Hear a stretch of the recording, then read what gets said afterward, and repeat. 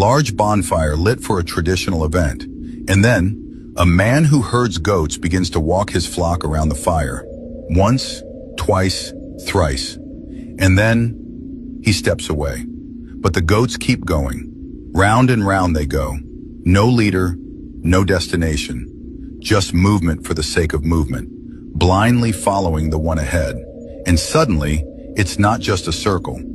It's a cycle, a vicious, self-perpetuating loop. It reminded me of what we often see around us. In religion, in politics, in society. So many follow without question, without clarity, without understanding the true intent of the one they're following. Not because they believe, but because they're conditioned. Because stepping out of the circle takes courage. The fire in the middle may be real or imagined, but the fear, the motion, the blind, it's all too real. Ask yourself, are you thinking or are you following? Are you chasing purpose or are you circling the flame?